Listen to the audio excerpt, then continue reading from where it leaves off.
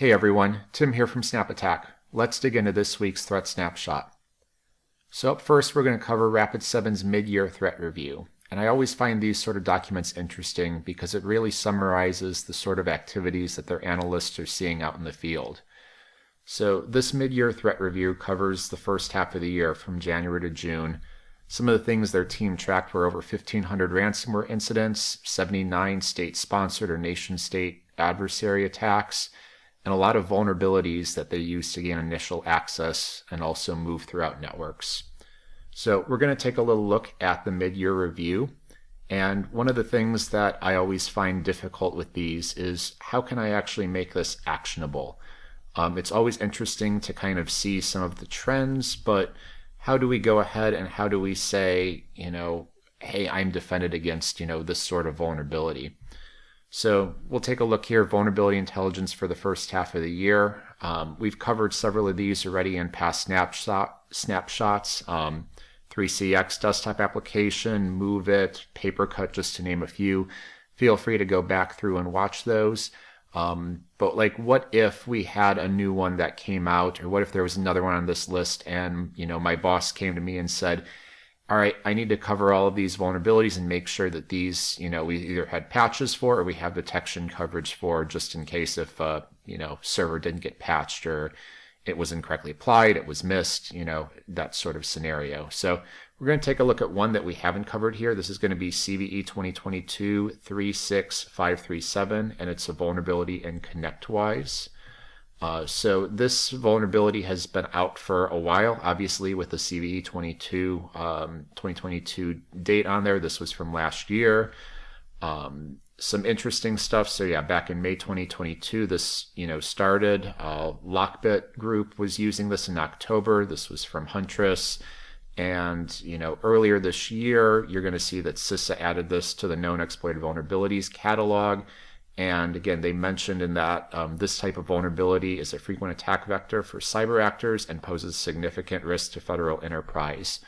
So you can kind of assume some of the different targets that this is going to include, which may have government organizations.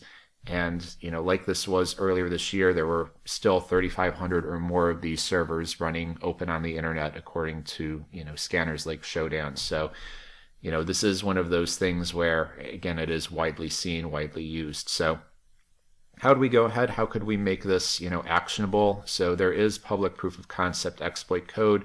We can take this, we can run that. That's actually just what we did in SnapAttack, which again really helps accelerate that threat research. So we've got a Windows victim with the software installed. We've got a Linux attacker. We can go ahead, we can see we've got the POC up and running. So we are going to connect to the server, and there's two pieces to this exploit. One of them is going to be a, information disclosure file read. So you can see here we're going to read the webinf file to see the configuration of the server, and then we can also run the command again here to gain code execution. So a lot of different ways that this can be done. Popping up. So again, a lot of opportunities on what you could do and what sort of things you could run. You could do a typical reverse shell. You could spawn CMD. We can actually see if we pivot over to the process graph here that we just kind of spawned a command shell and ran who am I. Again, just simple proof of concept. And let's say that this was not something that was out a year ago, but this was a 0 day. So brand new, how would I go about detecting this? And this is where SnapAttack really helps excel. So let's see, we have that analysis, and I am looking for, any sort of instances where this R1 soft server backup manager is running and is going to spawn suspicious child processes. So I can go ahead, I can find something here, especially with this parent-child relationship. I can create a detection, which is going to drop us over to our detection builder. It's going to bring up the log that we've already identified, and we can build this detection with a couple of clicks. So I can say the process name, or the parent process name, has got to be the CDP server. So we're going to, build that here. And then we're going to say that the child process has got to be, CMD. It's got to be maybe PowerShell. Could be any of those. Could be other opportunities. You could just even say that, it has any child process. We can, add additional details to this, so give it a title, description, map it to MITRE ATT&CK. We can test it in our environment, see if there's any hits. Again, it's very easy to create detections like this, publish them, and then deploy those to integration. So again, this is one of the values that SnapAttack provides, is making this very easy for threat hunters, detection engineers alike. So let's take a look at two other threats. We're going to talk about living off the land binaries today, or LOLBINs. We've covered these quite a bit in the past. It's always fun and fascinating when there's new ones or new ways to use old and existing ones. So this one is particularly interesting. So this is CMDl32. No, that's not command line or not a variation of cmd.exe. This is actually a legacy tool, started back up, I guess it was existed since Windows 7 Vista, but it was replacing an older version that was in XP.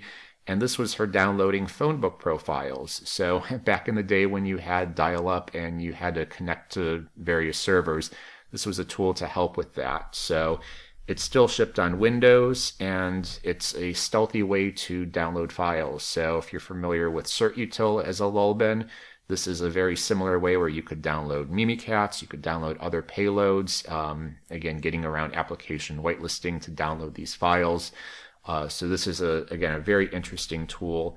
If you want to go through, get a little bit more deeper in the reverse engineering, how to find vulnerable paths in these Lolbins that you could use to craft these sort of attacks, this is a very in-depth article. It talks through some of the challenges. And particularly interesting, which again leads to some of the detection rules, is if the file that's downloaded doesn't have a right connection string in it for VPN servers, this utility is going to delete that file, which they have some clever ways to get around, which we'll talk about in the detection strategy. So wanted to replicate this, so we have a threat in SnapAttack.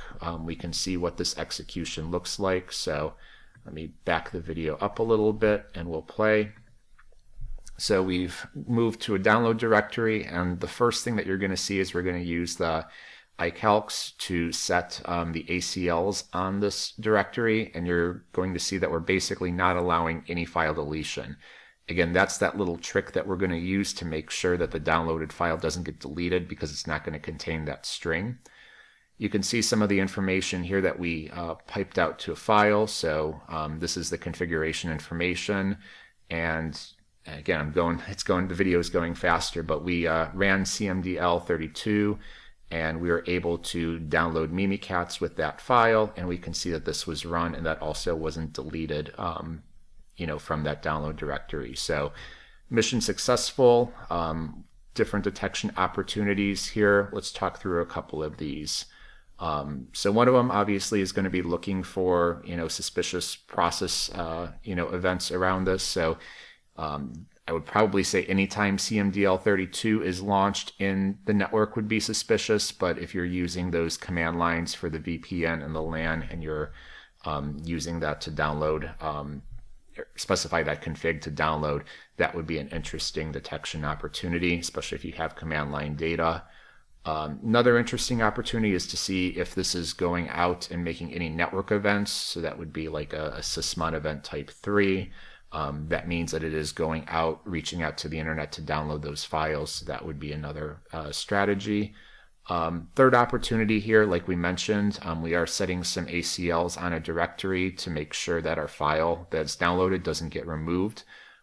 So we can look for that specific signature that was mentioned in the threat research on how to download that. So we're looking specifically for anything that's writing, so it's saying denying to this directory with these permission sets. So that is another opportunity here for this living off the land binary.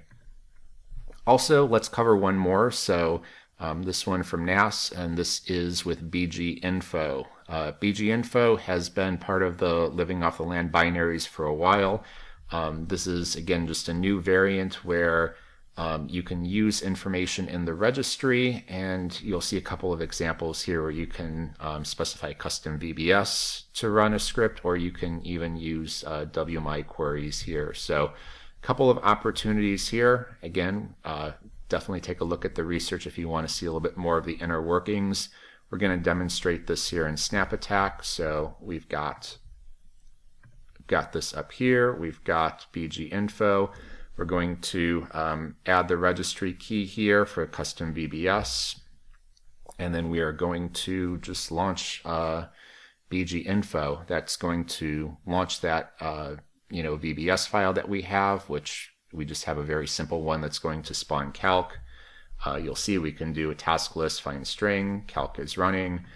We can also prove that if we wanted to pivot over to a process graph where we have Explorer, we double clicked BgInfo, launched that, launched a CMD, and launched our calc. So works. Definitely a couple of good detection opportunities. So how would I hunt for this? How would I provide detections for this? A couple different strategies. We'll take a look at 2 of these detections from the Sigma community repo. Again, credit to the author who originally found this Lolbin exploit. This one here is looking for, again, custom VBS registry configuration. So sysmon event 13, looking to see if we are writing anything to the software when internals BgInfo user fields directory. So we can see here an example for this custom VBS. Another opportunity would be looking for suspicious child processes of BgInfo. Again, this one here, you can see some examples of some tuning, but looking for CMD, C script, W script, PowerShell, other variants here. You can see that this one had our BgInfo spawning cmd.exe/c for the command start calc.exe. So again, BgInfo probably shouldn't be running some of these child processes, so this is always a good detection opportunity. So that's our threat snapshot for this week. This is a weekly series. Be sure to like, subscribe, and we'll see you next time.